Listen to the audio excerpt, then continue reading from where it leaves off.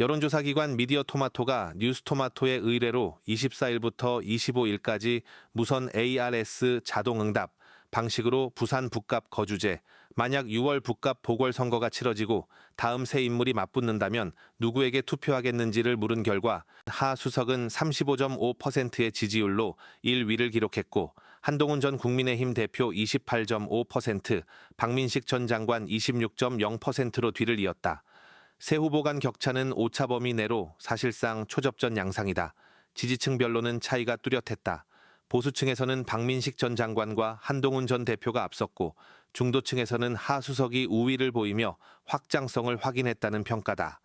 이재명 정부 청와대 핵심 참모들의 6.3 국회의원 재보궐선거 출마 여부가 이번 주 중 판가름 날 전망이다. 하정우 AI 미래기획수석과 전은수 대변인은 공직선거법상 사퇴 시한인 다음 달 4일을 앞두고 거취 결단을 앞두고 있다. 정치권에서는 사실상 이번 주가 마지노선이라는 관측이 나온다. 하 수석은 부산 북갑 출마가 유력하게 거론된다. 해당 지역은 더불어민주당이 부산에서 유일하게 확보한 지역구로 한동훈 전 국민의힘 대표와 박민식 전 장관이 거론되며 최대 격전지로 떠올랐다. 민주당 지도부는 하 수석 차출에 공을 들이고 있다. 공개적인 러브콜이 이어지는 가운데 하 수석 역시 아침 저녁으로 생각이 바뀐다며 고심 중인 입장을 밝혔다.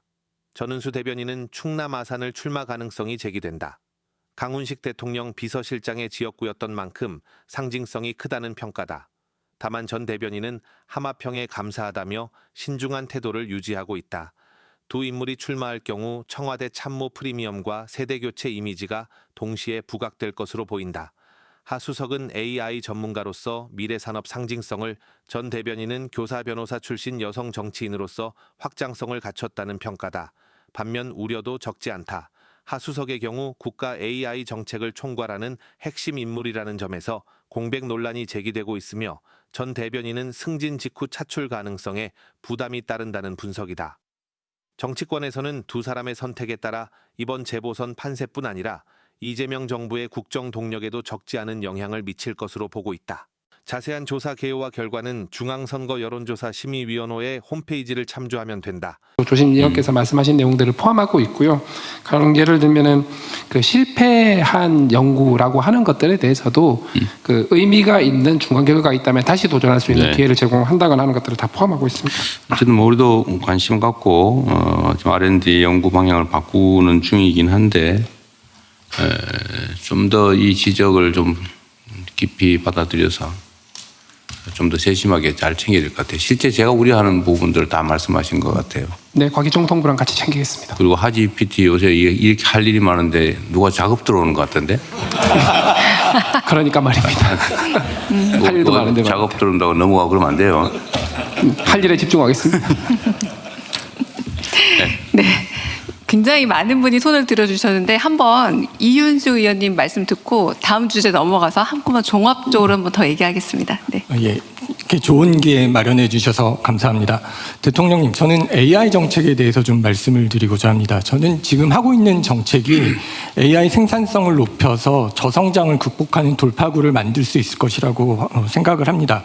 다만 이 정책이 성공하기 위해서는 정부와 기업도 모두 자율형 그러니까 AI 에이전트가 일할 수 있는 조직으로 바뀌어야 되고, 그러기 위해서는 일하는 방식이나 거래와 소통 방식 이런 것들이 모두 바뀌어야 된다고 생각을 합니다.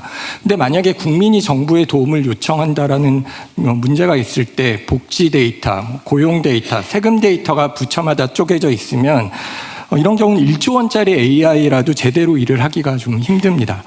그래서 핵심은 저는 아까도 발표에서도 나왔지만 부처의 칸막이가 줄고 어떤 결제선도 과감하게 줄어져야 된다라고 생각을 합니다. 그리고 대통령님께서 모두의 AI를 강조를 하셨는데요. 저는 이거와 관련돼서 AI가 중소기업에 확산되도록 하는 것에 정책을 좀 힘을 써주셨으면 좋겠다는 말씀을 드리고 싶습니다. 그 중소기업들의 AI를 하는 것에 대해서 문제점을 들어보면 첫 번째 장벽이 사실 GPU가 아니라 초기 비용인 것 같습니다. 일단은 복잡한 문서를 AI가 읽을 수 있도록 만들어야 되고, 그 AI가 된 데이터를 현장에 맞게 튜닝을 하고 또 규제와 보안 문제까지 신경을 쓰는데 이런 것들이 비용이 굉장히 많이 들어갑니다. 2000년대에 저희가 인터넷 붐이 있었고 2010년도에 스마트폰 앱으로 경제가 되게 많이 성장했는데 이런 것과는 비교가 안 될 정도로 중소기업에게는 돈이 많이 들어가고 또 운영 비용도 만만치가 않다라고 합니다. 이 초기 문턱을 정부가 과감하게 낮춰주지 않으면 그렇지 않아도 지금 문제가 되는 K자형 양극화 문제가 AI 산업에서도 대기업과 중소기업의 격차로 나타날 수 있다고 생각을 합니다. 그리고 가장 큰 위기는 저는 사실 AI 인재가 성장할 숙련의 사다리가 없어지고 있다는 말씀을 드리고 싶습니다. 그 경력을 쌓을 기회가 없다라는 심각성에 대해서 대통령님도 말씀을 해주셨는데요. 예전 같으면 코딩을 하면서 실무를 배웠을 텐데 이제 코딩을 할 일자리가 없어지니까 이 사람들이 숙련공이 될 기회가 없어집니다.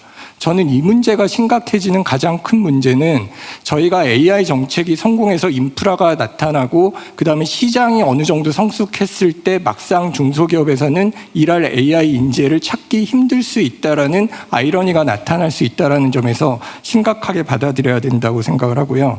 그러기 위해서는 저는 지금까지 어느 정도 장비 지원에 집중됐던 정책이 이제는 생산성을 확산시키기 위한 패키지로 확산 정책으로 좀 바뀌어야 된다고 생각을 하고요. 그러기 위해서는 첫 번째로는 중소기업에게 이런 AI 운영 비용을 과감하게 낮춰주는 정책, 그리고 이걸 청년 일자리와 연계시켜서 단순히 지금 교육부가 내놓고 있는 한 달짜리 이런 단기 훈련 프로그램이 아니라 1, 2년 동안 훈련을 통해서 충분하게 숙련공으로 나아갈 수 있는 일자리를 지원해주는 정책으로 과감하게 바뀌었으면 좋겠다라는 말씀을 드립니다. 감사합니다. 네. 네, 이제 좀 자연스럽게 모두의 성장에 대한 토론으로 좀 넘어가 보겠습니다. 마찬가지로 갈수록 늘어나고 있어요. 네, 점점 많아지고 있는데요. 지금 건너편에 계신 아까 발제하셨던 김양희 분과장 장지연 맞습니다. 네, 장지연 분과장님 먼저 말씀 부탁드립니다. 네, 손을 빨리 들어야 되겠더라고요. 네. 막 번쩍 들고 막 그래야 돼요. 네, 번쩍 들었습니다. 저는 민생경제분과장 장지연입니다. 한국노동연구원에서 연구하고 있습니다.